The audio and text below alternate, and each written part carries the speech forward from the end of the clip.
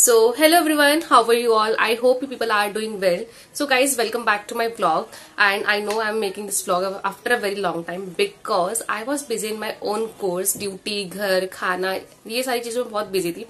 And recently मेरे साथ कुछ major accident भी हुआ जिसकी वजह से मैं बहुत टाइम से bed rest पे हूँ. But now I'm here to tell you about the information which is very important for all of you because ये आपका निकला है जॉब का वैकेंसीज. सो गाइज, आपको इस नोटिस का पहले से भी पता चल गया होगा, but now I am here to clarify each and everything about the notice. और जो चीजें इंपॉर्टेंट है वो मैं आपको बताना चाहती हूँ जो कि आपके लिए आगे हेल्पफुल रहेगी. जैसे कि आप जानते हैं कि जो केजीएमयू की ऑफिशियल साइट है उसमें नोटिस बोर्ड करके कॉलम है, आप उस पर क्लिक आउट करेंगे तो वहां पे सारी जो भी नोटिस होते हैं, रीसेंट नोटिस होते हैं, वो आपको मिल जाएंगे.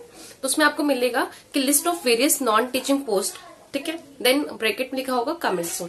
दैट मीन्स जो केजीएमयू निकाल रहा है पोस्ट या वैकेंसीज वो जल्दी से आप शॉर्ट पीरियड ऑफ टाइम में आपको पता चल जाएगी. And list of various non teaching post में काफी सारी वैकेंसीज आ रही है, लाइक नर्सिंग ऑफिसर्स की, ठीक है, radiotherapist, radiologist and group C, group B, ये सारी आपकी वैकेंसीज आ रही है. एएनएस, डीएनएस, इस टाइप की वैकेंसीज आएंगी. I am here specifically for the nursing officers post because this channel is all about the nursing students, nursing officers, various vacancies of the nursing officers और examination, entrance exam होता है nursing के लिए. तो ये सारे जो चैनल है is all about nursing and ठीक है and nursing career.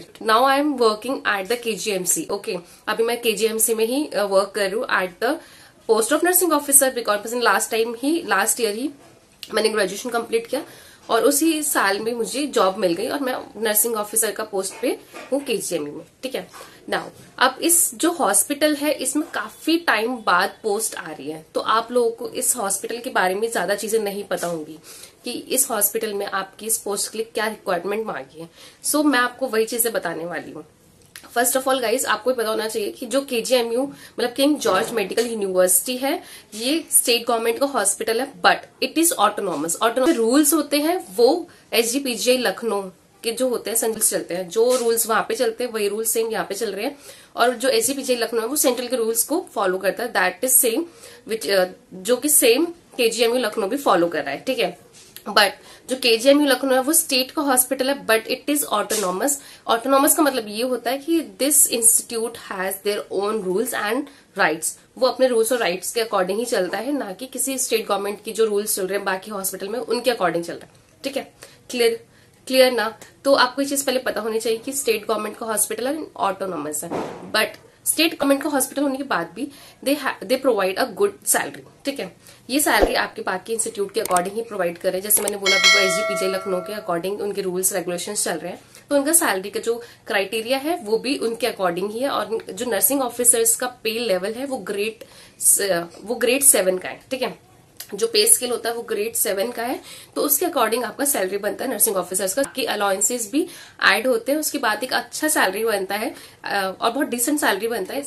जब आप कोई भी एग्जाम के लिए जब कोई भी वैकेंसीज आती है तो हमारे लिए मोस्ट इंपॉर्टेंट चीज होती है कि उसका एलिजिबिलिटी क्राइटेरिया जानना एंड उसमें कितनी पोस्ट आई है, कैटेगरी वाइज कितनी पोस्ट है, ये सब जानना. बट अभी इसका लिस्ट तो आया नहीं है, तो मैं आपको बेसिक चीजें, इसकी बेसिक रिक्वायरमेंट्स क्या रहेंगे एग्जाम के लिए, मैं आपको वो बता देती हूँ. जो नर्सिंग ऑफिसर का पोस्ट है हमारे टाइम पे भी यही रिक्वायरमेंट्स थी और आपके टाइम पे भी यही रिक्वायरमेंट्स रहेंगी, बट फर्दर जो चेंजेस होंगे मैं आपको वो भी अपडेट करती रहूंगी. ओके, तो आपको पास डिग्री होनी चाहिए बीएससी नर्सिंग की या बीएससी ऑनर्स नर्सिंग की. तो आपके पास डिग्री होनी चाहिए, या फिर अगर आपने जीएनएम किया है तो आपके पास 1 ईयर का एक्सपीरियंस होना चाहिए मिनिमम 50 बेडेड हॉस्पिटल में. तो ये आपका क्राइटेरिया है. आप एग्जाम के लिए अप्लाई कर रहे हैं तो आपका मिनिमम क्राइटेरिया आपके पास ये होना चाहिए, ठीक है. जो जीएनएम वाले हैं उनके पास एक्सपीरियंस होना इज मस्ट, बट जो बैचलर्स कर रहे हैं उनके साथ कोई एक्सपीरियंस ना हो वो चलेगा. Okay, so this is clear now. तो आपको एलिजिबिलिटी सब पता चल गई. नाउ अब आपका जो पोस्ट निकलेगा वो जब नोटिस आएगा तो आपको पोस्ट का जो प्रॉपर आपको क्लियर रहेगा वो तभी रहेगा, तो इसमें मैं आपको नहीं बता पाऊंगी. बट हाँ बता सकती हूँ कि जो पोस्ट होंगे वो 900 प्लस ही आएंगी जहां तक मैंने सुना है अभी तक. बट इसमें चेंजेस भी हो सकते हैं, तो दैट इज नॉट कन्फर्मेटरी कि 900 प्लस मैंने बोला है तो वो वैसे ही होगा, ऐसा भी कुछ नहीं है. फर्दर चेंजेस आ सकते हैं, तो प्लीज आप इस चीज पे ध्यान ना दो कि कितनी पोस्ट आएंगी. अभी आप इस चीज पे ध्यान दो कि आपको कितना पढ़ना है, ठीक है. बिकॉज आप एक बंदे हो तो एक बंदे के लिए तो एक सीट होनी चाहिए, तो आप उस हिसाब से पढ़ो कि एक सीट तो मेरी है, ठीक है. ये चीजें क्लियर होगा वो ऑनलाइन ही होगा। हमारे टाइम पे भी हमने ऑनलाइन फॉर्म भरा था, तो ये फॉर्म जो होगा आपको ऑनलाइन ही भरना पड़ेगा, ऑफलाइन वाला सिस्टम नहीं है। एंड जो आप ये फॉर्म भर रहे हैं, जो इसका फीस रहेगा, जैसे जनरल, ओबीसी और ईडब्ल्यूएस, इनका मिनिमम जो फीस रहता है वो 1000 से 1100 के अक्रॉस रहेगा, और जो SC ST रहेंगे उनका 800 के अक्रॉस रहेगा। तो ये आपका एग्जामिनेशन फीस रहेगा। ये मेरे टाइम पे था, बट अगर आपके यहाँ पे चेंज होगा तो मैं आपको पूरा बताऊंगी। जैसे हमारे टाइम पे जब एग्जाम हुआ तो इसमें आपका रिजर्वेशन था, बट रिजर्वेशन था वो हॉरिजॉन्टल रिजर्वेशन था। तो हॉरिजॉन्टल रिजर्वेशन में जैसे कि जो यूपी की गर्ल्स हैं उनको 20% रिजर्वेशन मिला था, ठीक है। जो गर्ल्स यूपी से बिलोंग करती है, जिनके पास डोमिसाइल है यूपी का, दे will be having 20% reservation in that examination, okay. And the second is जो पीडब्ल्यूडी के कैंडिडेट्स हैं उनका जो रिजर्वेशन रहेगा वो 4%। जो पीडब्ल्यूडी के कैंडिडेट्स हैं उनका रिजर्वेशन रहेगा 4%। एक्स सर्विस मैन है उनका रिजर्वेशन रहेगा 5%। एंड जो डिपेंडेंट्स है फ्रीडम फाइटर की, उनका जो रिजर्वेशन रहेगा वो रहेगा 2%। So guys, I hope I am very clear about the horizontal reservation, जो कि लास्ट टाइम भी एप्लीकेबल हुआ था। आई थिंक कि वो इस साल भी एप्लीकेबल होगा, ठीक है। And the most important thing, the candidates who are not belong to UP, वो candidates as a UR fight करेंगे, ठीक है। उनको रिजर्वेशन नहीं मिलेगा SC, OBC और ST का। तो जो लोग यूपी से बिलोंग करते हैं, जैसे कि KGMU Lucknow is capital of UP ना, तो ये लोग यूपी, जो कैंडिडेट्स यूपी से बिलोंग करते हैं, रिजर्वेशन सिर्फ उन्हीं कैंडिडेट्स को मिलेगा। आउटसाइड द यूपी जो भी कैंडिडेट्स अप्लाई कर रहे हैं वो यूआर में ही काउंट होंगे।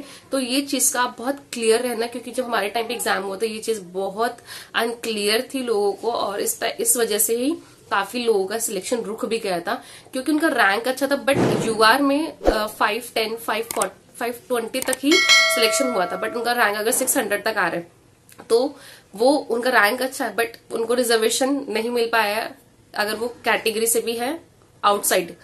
बट अगर वो यूपी की नहीं है, यूपी का डोमिसाइल नहीं है, यूपी का सर्टिफिकेट नहीं है, तो they will be not eligible, ठीक है, for reservation. They will be eligible for UR only, ठीक है।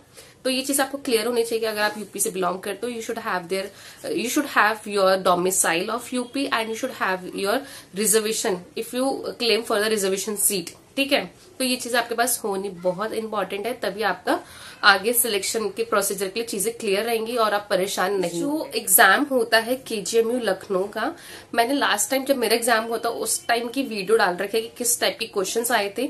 तो मैंने कुछ 20-25 क्वेश्चंस में भी डाल रखे हैं, तो आप एक बार उस वीडियो को देखना, और मैं उसको डिस्क्रिप्शन बॉक्स में लिंक उसका आपको प्रोवाइड कर दूंगी, जो कि आपको एक आइडिया मिल जाएगा कि एग्जाम कैसे आता है। बट मैं आपको ओवरऑल एग्जाम का पैटर्न बता देती हूँ। जैसे कि 100 मार्क्स का एग्जाम होता है, ठीक है।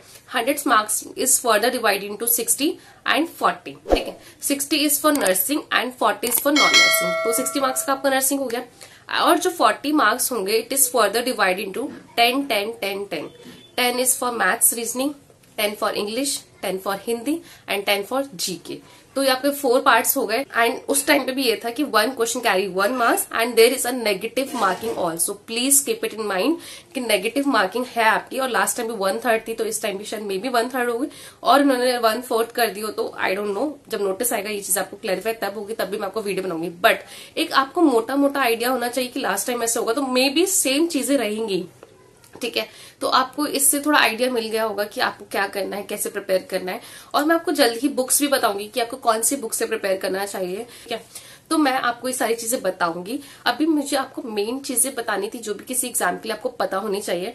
बट मैं ये कहूंगी आप अपनी तैयारियां एक मतलब कंटिन्यू रखिए। आप पहले से कंटिन्यू रख रहे होंगे। आप ये ना सोचे कि अब नॉर्सेट हो गया, अभी 6 महीने बाद नॉर्सेट होगा तो कोई एग्जाम नहीं है।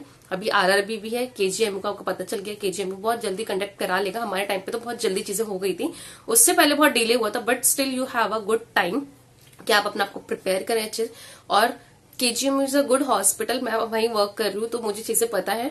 तो आप भी आइए और आप भी ज्वाइन करिए यहाँ पे। बट स्टिल अभी आपके पास बहुत टाइम है पढ़ने का, अपने आपको प्रिपेयर करने का। आई होप आपको जितनी भी इंपॉर्टेंट चीजें बताई है आपको समझ में आई होंगी। फर्दर कोई भी क्वेरी है तो आप मुझे कमेंट बॉक्स में पूछिए, या फिर आप मुझे मैसेजेस कर सकते हैं टेलीग्राम पे या इंस्टाग्राम पे। तो मैं आपको क्वेरी को सॉल्व करूंगी। और अगर कोई और मेजर क्वेरीज है तो आप बताइए, उसके ऊपर मैं वीडियो बनाऊंगी नेक्स्ट वीडियो, ताकि आपकी क्वेरी को सॉल्व करना इज वेरी इंपॉर्टेंट। क्योंकि अगर आपको ये वीडियो अच्छी लगी हो एंड आपके लिए हेल्पफुल रहे तो वीडियो को प्लीज लाइक जरूर करना एंड कमेंट करना जो भी आपकी क्वेरीज हो, और वीडियो को शेयर करना एंड यूट्यूब चैनल को सब्सक्राइब जरूर करना। सो बाय गाइज।